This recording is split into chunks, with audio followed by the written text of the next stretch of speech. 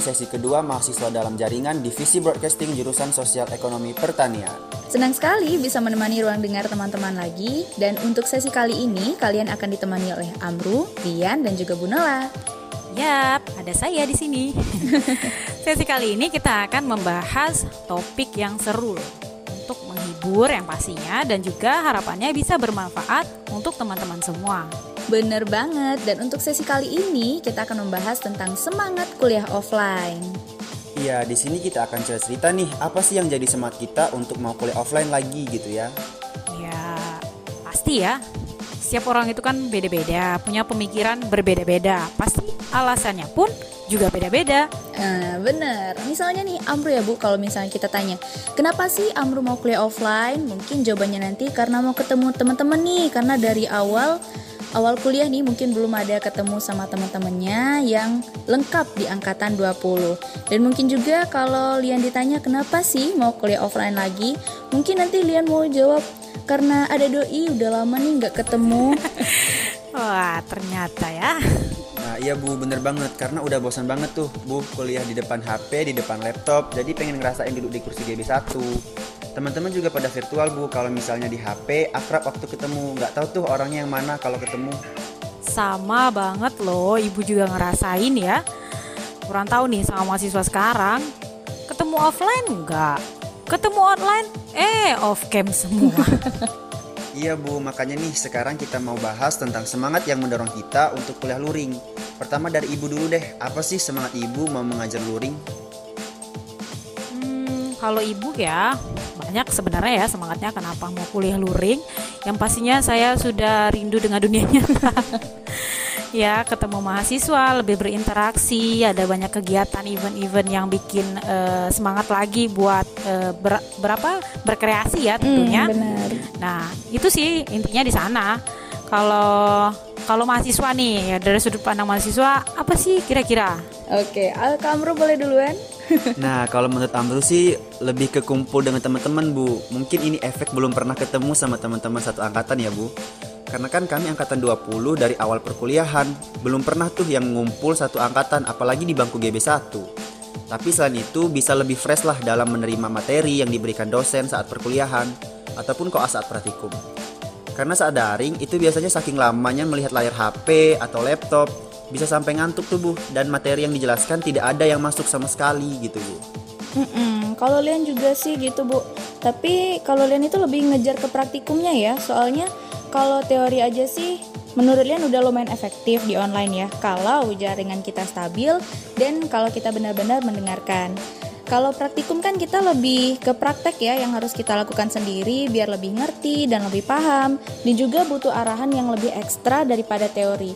Nah di online ini rasanya itu kurang optimal aja gitu untuk praktikumnya. Contohnya di dasar-dasar akuntansi, yang alhamdulillahnya Lian kan udah pernah merasakannya di kuliah offline itu 1 semester ya Bu, dan masih sempat mengenal mayop. Nah Lian tuh dengar-dengar di angkatan bawah Lian, angkatan 20, gak ada pakai mayop tuh Bu praktikumnya, jadi ngerasa ada yang kurang aja gitu. Iya Kak, di angkatan kami tuh nggak ada pakai mayop kemarin tuh. Oh, ternyata ada perbedaan ya ternyata ya antara sistem online dan offline. Sangat disayangkan. Oke, itu dari kalian ya. Sekarang coba kita lempar ke teman-teman yang lain nih. Apa sih yang jadi semangat kalian untuk kuliah offline lagi? Oke, kita coba, ini ada beberapa nama yang udah ikutan komentar loh ya. Bu nggak tahu ternyata ada juga yang komentar. Banyak, coba kita Bu. baca ya. Coba kita baca apa sih ternyata alasan mahasiswa khususnya ini ya untuk semangat sekali kuliah offline. Ibu bacain yang pertama ada Ulfa. Oke, ini Bu nggak tahu nih angkatan mana ya. Angkatan 19 Bu. Oke, ini Ulfa. 19. Oke. Ulfa angkatan 19. Katanya nih, Ulfa ini semangat untuk kuliah offline lagi itu karena pengen banget ketemu teman-teman. Saya bisa merasakan ya. Dan dapat menambah semangat belajar. Apa ya? Kalau misal nih gini ya, Ibu hayal-hayal nih ya. Kalau rame-rame di kelas belajar, apa iya tambah semangat belajar? Jangan-jangan malah tambah semangat ngerumpi kan dalam gak ketemu. Nah Bu, kalau Amru sih iya sih Bu, soalnya kayak ada aura-aura positif gitu kalau sama teman-teman, jadi nggak bakal ngantuk gitu Bu. Nggak ngantuk bisa gibah ya. Oke, kalau Lian juga gitu mungkin ya Bu. Kalau sama teman-teman itu misalnya kita ada materi yang gak ngerti nih, terus kita bisa langsung nanya sama teman gitu, gimana sih caranya, siapa tahu dia ngerti kan. Nah, kalau kuliah online ini mungkin agak sulit, walaupun sering itu kan Bu, dosen nanya, siapa nih yang mau nanya? Nah, kadang jadi segan gitu Bu, soalnya takut jadi kayak gak ngerti sendiri gitu Bu. Yang lain ngerti, cuma kita sendiri yang belum ngerti gitu kan. Padahal kan emang seharusnya kita kalau nggak ngerti kan langsung nanya ke dosen gitu. Iya bener, lebih kesegan ya Kak. Nah kalau Ibu gimana nih Bu? Ada nggak sih mungkin jadi lebih semangat gitu kalau misalnya ketemu sama mahasiswa secara offline? Yang pasti kalau Ibu lebih semangatnya yang tadi ya di awal ya, lebih berasa ada gitu nah kan. Jadi benar-benar Ibu itu merasa mengajar sosok atau beberapa sosok mahasiswa gitu kan. Bukan hanya sosok foto gitu kan.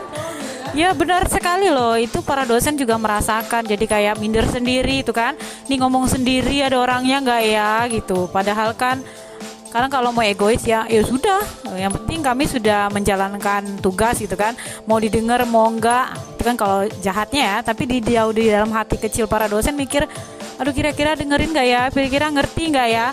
Soalnya tadi benar kata Lian tadi kan, disuruh nanya banyak diemnya ya kan, disuruh sudah ngerti diem juga. Loh, jadi apa ini kan, jadi kayak merasa bersalah banget gitu kan jadi dosen.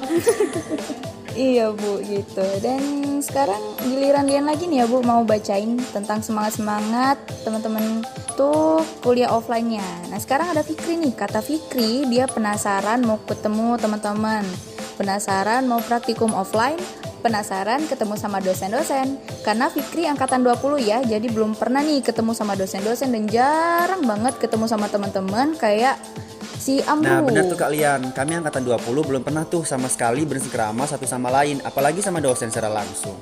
Ya mungkin jika saat momen-momen tertentu bisa ketemu kalau lagi ngumpul di Bengkulu gitu.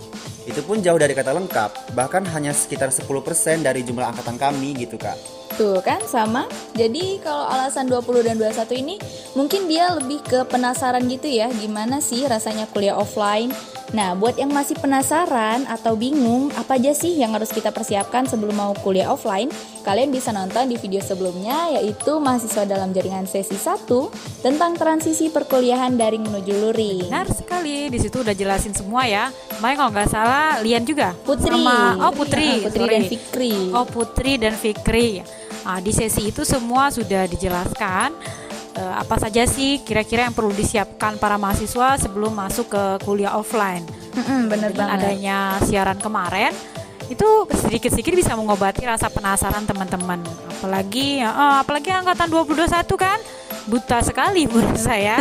Jadi jangan lupa didengarkan ya siaran yang pertama. Oke, sekarang giliran Amru ya bakal bacain komentar-komentar dari teman-teman. Nah, di sini ada Nanda nih, katanya ingin belajar langsung di kelas supaya tahu karakter dan penilaian langsung dari dosen bersangkutan. Kira-kira apa nih Bu komentar Ibu tentang komentar Nanda tersebut? Mau tahu karakter sama sistem penilaian ya. Kalau karakter mungkin kebanyakan kalian kaget. Kenapa kaget Bu? Ya, karena bayangkan aja ya, online dan offline. Siapa ya sama aja sih kayak kalian. Mungkin kalau kuliah online itu kurang semangat kan, dosennya kan kurang antusias, sekarang nggak ada feedback. Nah pada saat kuliah offline semangat baru ya kan, feedback saya rasa sih akan lebih banyak feedbacknya untuk offline ya. Nah mungkin jadi lebih memunculkan karakter asli para dosen ya kan, jadi siap-siap saja. Kalau untuk penilaian informasinya ya, sebenarnya itu sistemnya sama. Kalau untuk penilaian mau online maupun offline sama saja, itu dari utamanya real nilai ya, dari kuis ataupun ujian itu real, sudah tidak bisa diganggu goyang ya. Dan yang kedua yang paling penting itu adalah keaktifan ya, itu sudah ada poinnya itu nanti kalau dalam pertama pertemuan kuliah itu kan sudah dibilang ya, presentasi untuk nilai UAS berapa, UTS berapa, keaktifan berapa, absensi juga masuk biasanya. Nah kalau mungkin perbedaannya adalah cara atau sistem penilaiannya yang berbeda. Kalau kuliah online Mungkin penilaiannya ke ujian lebih ke ujian online ya, kayak Google Form, kuis-kuis online, nah gitu kan.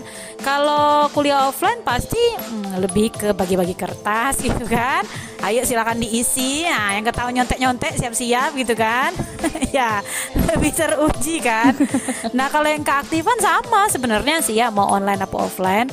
Kita lihat bagaimana keseriusan, tingkat pemahaman dan juga antusias itu sama aja sih. Cuman bedanya kalau offline itu kita lebih bisa sedikit memaksa, bukan memaksa ya, mendorong mahasiswa untuk lebih aktif. Itu kalau offline kan.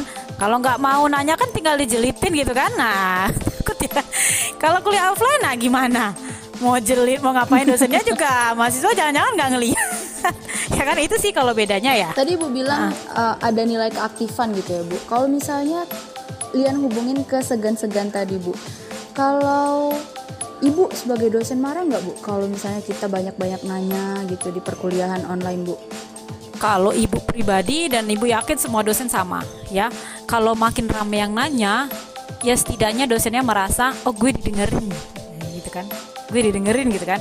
Namanya sifat ilmu itu kan gitu kan, kalau dia baru pasti kita dari nggak tahu jadi tahu. Nah, kalau kalian nanya tandanya berarti kalian mendengarkan minimal kan. Nah, karena kalian nggak tahu apa yang kalian dengarkan, makanya kalian nanya. Itu sih tolak ukur dosen ya. Kalau banyak nanya berarti kalian mendengarkan, menyimak, walaupun kesimpulannya kan belum tahu kan. Jadi ada penjelasan, ada interaksi. Kalau Ibu pribadi ya, kayaknya kalau wadah dosen itu wadah untuk menggali informasi, sama-sama belajar gitu kan. Dosen itu kan juga butuh pengembangan ya, pengembangan model mata kuliah, pengembangan materi, mengikuti zaman gitu kan. Nah, jadi sangat butuh interaksi. Apalagi kalian kaum lebih muda daripada dosen kan, lebih banyak informasi di lapangan tuh, lebih banyak kalian yang tahu. Jadi kalau disampaikan ke dosen tuh dosennya jadi lebih tertarik gitu loh. Wah, seru nih kayaknya gitu kan. Kalau Ibu pribadi ya, tapi Ibu yakin semua dosen akan sangat antusias ya kalau melihat antusias dari mahasiswanya tinggi juga gitu. Jadi Ibu nggak gedek Bu kalau banyak yang nanya gitu? Enggak dong, kalau Ibu pribadi malah happy loh Lian.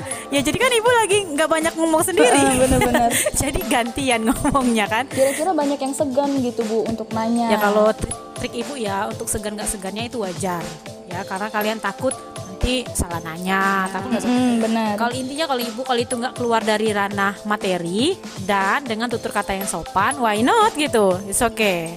Iya, Lian juga kan pernah kuliah offline gitu ya Bu, walaupun 1 semester.